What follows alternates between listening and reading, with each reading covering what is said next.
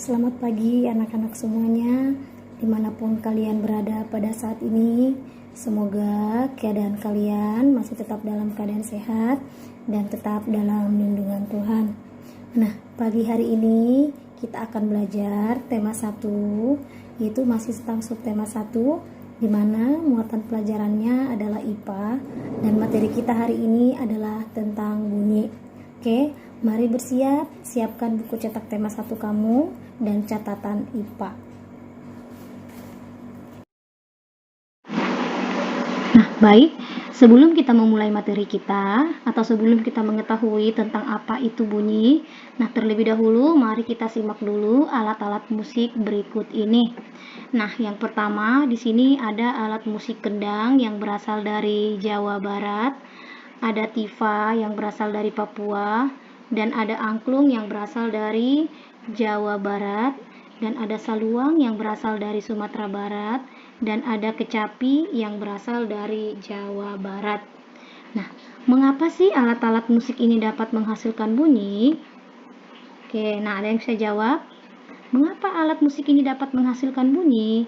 Ya, alat musik ini dapat menghasilkan bunyi karena dimainkan dengan cara misalnya kendang dimainkan dengan cara dipukul, tifa dimainkan dengan cara dipukul, dan angklung dimainkan dengan cara digoyangkan, saluang dimainkan dengan cara ditiup, dan kecapi dimainkan dengan cara dipetik. Jadi, kelima alat musik ini adalah dapat menghasilkan bunyi. Nah, lalu sekarang kita masuk ke materi, yaitu bunyi. Apa itu bunyi? Bunyi adalah segala sesuatu yang dapat didengar oleh telinga kita. Bunyi atau suara dihasilkan oleh benda yang bergetar.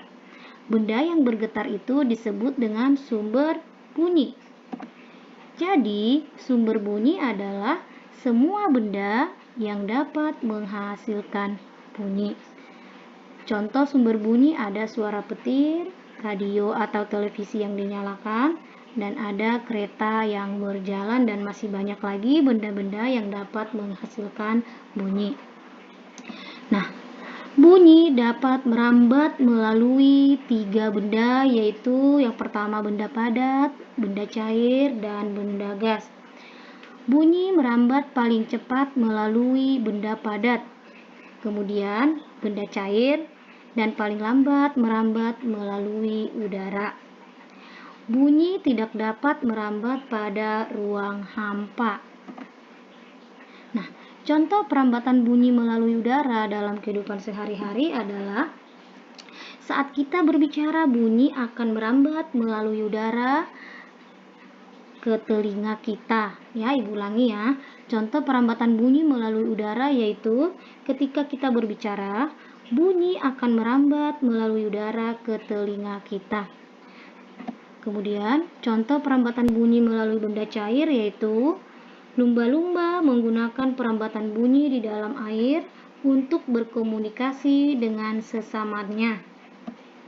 Kemudian, contoh perambatan bunyi melalui benda padat yaitu bunyi detak jantung pasien merambat melalui stetoskop ke telinga. Nah, itulah tadi contoh perambatan bunyi melalui benda padat, benda cair, dan benda gas. Jadi ingat tadi ya, perambatan bunyi merambat paling cepat melalui benda padat, kemudian benda cair, dan paling lama atau paling lambat merambat melalui udara. Oke, sekarang kita lanjut.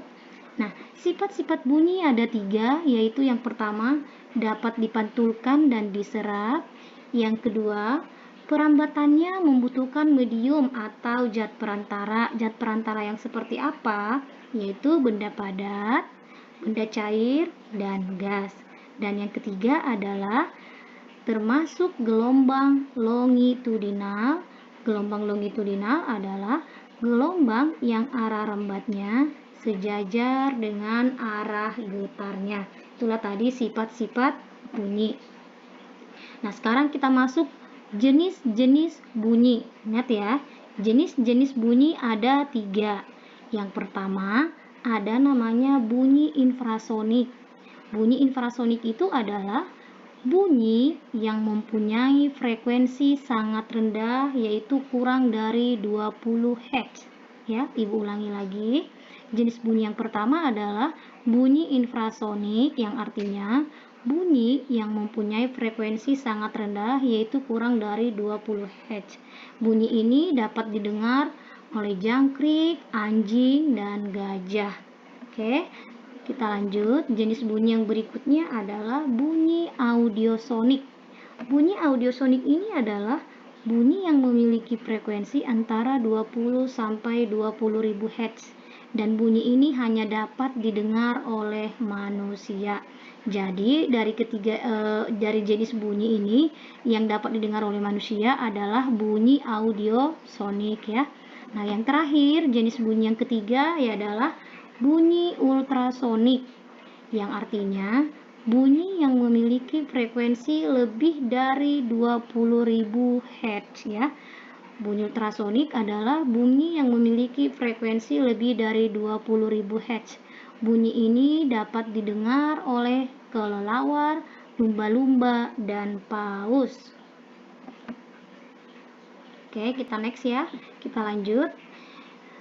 Sekarang jenis-jenis bunyi pantul. Jenis-jenis bunyi pantul juga dibagi menjadi 3, yaitu ada namanya bunyi pantul memperkuat bunyi asli.